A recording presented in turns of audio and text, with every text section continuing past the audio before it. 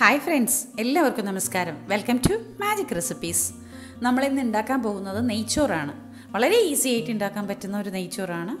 അതിന് വേണ്ടിയിട്ട് ഞാനിവിടെ നല്ല നെയ്യ് എടുത്ത് വെച്ചിട്ടുണ്ട്. ജീരകശാല അരി എടുത്ത് വെച്ചിട്ടുണ്ട്. കേട്ടോ, ചെറിയ മണി അരിയാണിത്. ജീരകശാല, ഖൈമ ജീരകശാല, ഈ അരിയൊക്കെ നല്ലതാണ് നെയ്ച്ചോറുണ്ടാക്കാൻ.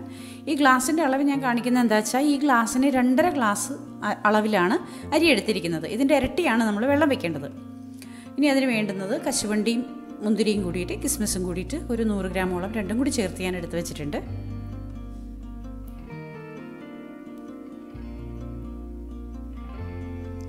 ഒരു ബേ ലീഫ്, പിന്നെ മസാലക്കൂട്ട് എടുത്തിരിക്കുന്നത് ഒരു വലിയ കഷ്ണം പട്ട ചെറുതായി പൊടിച്ചത്, കുറച്ച് കുരുമുളക്, ഒരു തക്കോലം, കുറച്ച് പെരുംജീരകം, ഇതെല്ലാം കൂടി ചേർത്ത് 1.5 ടേബിൾ സ്പൂൺ അളവിലാണ് ഞാൻ എടുത്തിരിക്കുന്നത്.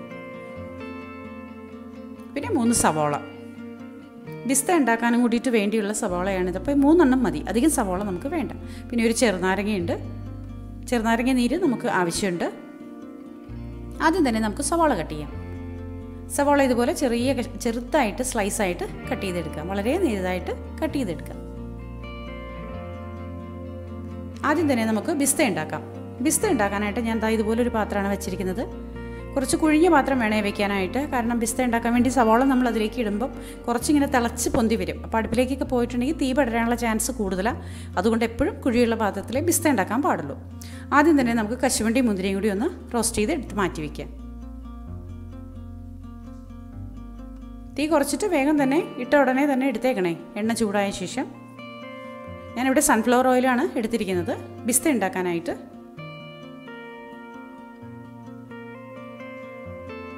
കശുവണ്ടി മുന്തിരി എല്ലാം മാറ്റി വയ്ക്കുക. അതിനുശേഷം നമുക്ക് സവാള ഇട്ട് കൊടുക്കാം. കണ്ടോ, സവാള ഇടുമ്പോൾ എണ്ണ തിളച്ച് വരുന്ന കണ്ടോ. ചെറിയ പാത്രമാണെങ്കിൽ ഇത് കവിഞ്ഞ് പുറത്തേക്ക് പോകും. അപ്പം തീ കത്തിക്കൊണ്ടിരിക്കുകയല്ലേ, തീ പടരാനായിട്ട് ചാൻസ് കൂടുതലാണ്. അപ്പം അതുകൊണ്ട് ശ്രദ്ധിക്കുക. കുറച്ച് ഉപ്പും പഞ്ചസാരയും കൂടി ചേർത്ത് കൊടുക്കണം. സവാള ഇട്ട് ആദ്യം തന്നെ ചേർത്ത് കൊടുക്കരുത്. കുറച്ച് കഴിഞ്ഞ ശേഷമേ ഇങ്ങനെ ഉപ്പും പഞ്ചസാരയും ചേർത്ത് കൊടുക്കാൻ പാടുള്ളൂ. ഒരു ബ്രൗൺ കളർ ആവുന്ന ആ സമയത്ത്. കണ്ടോ, നല്ല ക്രിസ്പി ആയിട്ട് കിട്ടുകയും ചെയ്യും, വേഗം ബ്രൗൺ ആവുകയും ചെയ്യും. ഒരു അരിപ്പക്കയിൽ എല്ലാം കൂടി ചേർത്ത് ഊറ്റിയെടുത്ത് മാറ്റി വയ്ക്കാം. ഇനി നമുക്ക് ചോറ് വേവിക്കാം. അതിന് വേണ്ടിയിട്ട് ആദ്യം തന്നെ പ്യൂർ ഗീ ആണ് ഞാനിവിടെ എടുത്തിരിക്കുന്നത്. അമൂലിൻ്റെ 2 ടേബിൾ സ്പൂണോളം നല്ല നെയ്യ് ഇട്ട് കൊടുക്കാം. എണ്ണ നന്നായിട്ട് ഉരുകി വരട്ടെ. നെയ്യ് നന്നായിട്ട് ഉരുകി വരട്ടെ. നന്നായി ഉരുകി വരുമ്പോഴേക്കും നമ്മൾ എടുത്ത് വെച്ചിരിക്കുന്ന മസാലക്കൂട്ടുണ്ടല്ലോ, ആ മസാലക്കൂട്ട് ഒന്ന് ഇട്ട് കൊടുക്കാം.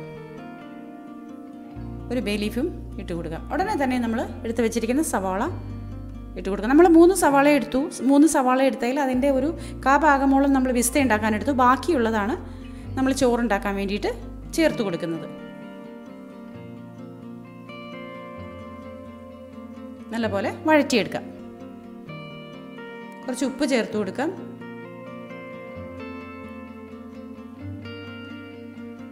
നന്നായി മിക്സ് ചെയ്ത് വഴറ്റിയെടുക്കാം. തീ നന്നായിട്ട് കൂട്ടി വെച്ച് തന്നെ വഴറ്റാം കേട്ടോ. ഈ ഒരു പാകത്തിൽ കിട്ടിയാൽ മതി നമുക്ക്. ഒരുപാട് പഴങ്ങി അങ്ങ് പേസ്റ്റ് ആവണ്ട. ഈ ഒരു പാകത്തിൽ വഴറ്റിയെടുക്കാം. ഇനി നമ്മൾ എടുത്ത് വെച്ചിരിക്കുന്ന അളവ് ഗ്ലാസ് ഉണ്ടല്ലോ, അരി എടുത്ത അളവ് ഗ്ലാസ്സിന് ഇരട്ടി വെള്ളം, അതായത് 2.5 ഗ്ലാസ് അരിയാണ് ഞാനിവിടെ എടുത്തിരിക്കുന്നതെങ്കിൽ 5 ഗ്ലാസ് വെള്ളം എടുത്തു നമുക്ക് ഇനി ഇതിലേക്ക് ഒഴിച്ചു കൊടുക്കാം.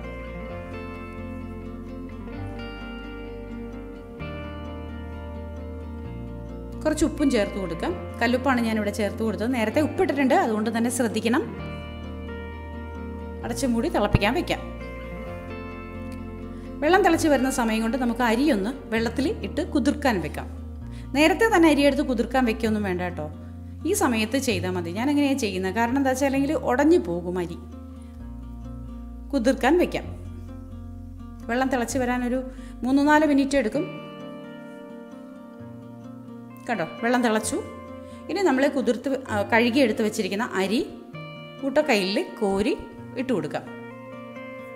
അരി ഡയറക്റ്റായിട്ട് തന്നെ ഇട്ട് കൊടുക്കരുത് കേട്ടോ. കാരണം എന്താ വെച്ചിട്ടുണ്ടെങ്കിൽ നമ്മൾ അരി കഴുകുമ്പോൾ കുറച്ച് വെള്ളം അതിലിങ്ങനെ ഉണ്ടാകും. എങ്ങനെയാണെങ്കിലും ആ വെള്ളം കൂടി ചേർന്നിട്ടുണ്ടെങ്കിൽ നമ്മൾ ഒഴിച്ച വെള്ളത്തിൻ്റെ അളവ് തെറ്റിപ്പോവും. അതുകൊണ്ട് ഒരിക്കലും അരി ഡയറക്റ്റായിട്ട് കഴുകി ഉടനെ ഇട്ട് കൊടുക്കരുത്. സാധാരണ നമ്മൾ ചോറ് വയ്ക്കാൻ വേണ്ടി ചെയ്യുന്ന പോലെ ചെയ്യരുത് നെയ്ച്ചോറ് ഉണ്ടാക്കുമ്പോൾ. അരിപ്പക്കയിൽ കോരിയെടുത്ത് ഇട്ട് കൊടുക്കുക. എല്ലാം കൂടി മിക്സ് ചെയ്ത് ചേർക്കാം.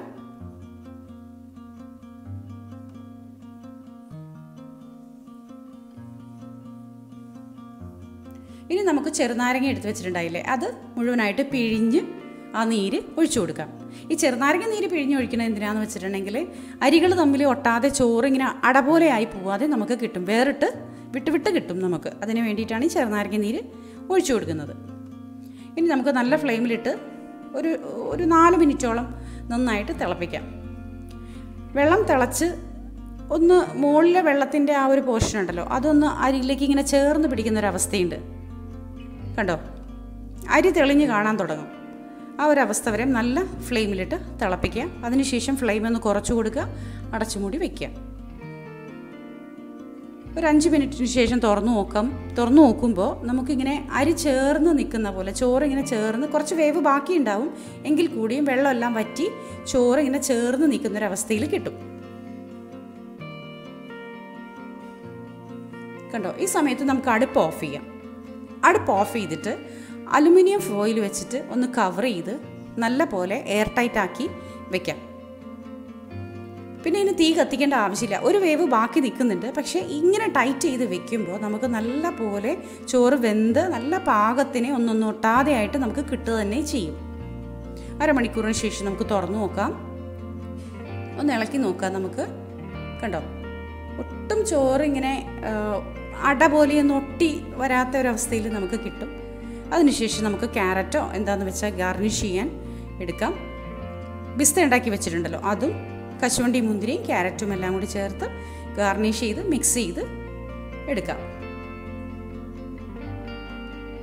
നല്ല പോലെ പാകത്തിന് നമുക്ക് വെന്ത് കിട്ടിയിട്ടുമുണ്ട്, ഒട്ടും വെന്ത് ഉടഞ്ഞു പോയിട്ടുമില്ല. കണ്ടോ,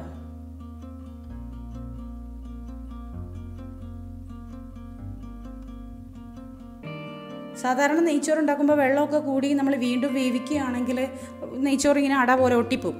ഇങ്ങനെ ചെയ്യുന്നത് കൊണ്ട് നമുക്ക് അങ്ങനെയുള്ളൊരു പ്രശ്നമേ ഉണ്ടാവില്ല. എല്ലാം കൂടി മിക്സ് ചെയ്യാം. മിക്സ് ചെയ്ത് ഒന്നുകൂടെ ചേർത്ത് വെച്ച്